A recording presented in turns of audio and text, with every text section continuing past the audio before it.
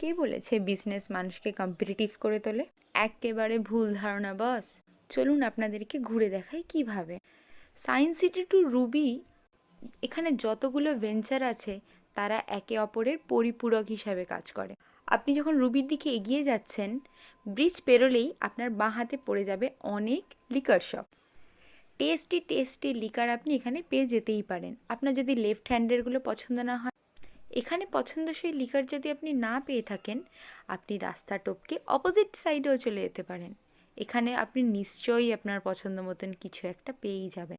মদ তো হলো, শুধু মুখে খাবেন, ভালো লাগবে? আর একটু এগিয়ে যান, পেয়ে যাবেন সিমলা। এখান থেকে বিরিয়ানি, কাবাব, নান, যাই হোক একটা কিছু না পেয়েই যান।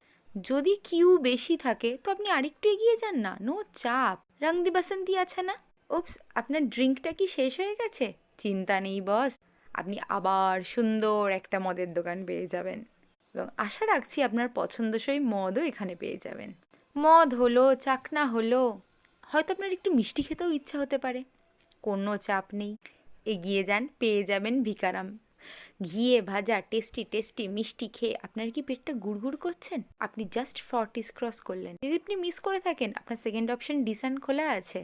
যদি আপনি ডিসানও বাই এনি চান্স যেতে না চান, রুবিতে তো আপনি যেতেই পারেন, কোনো চিন্তা নেই।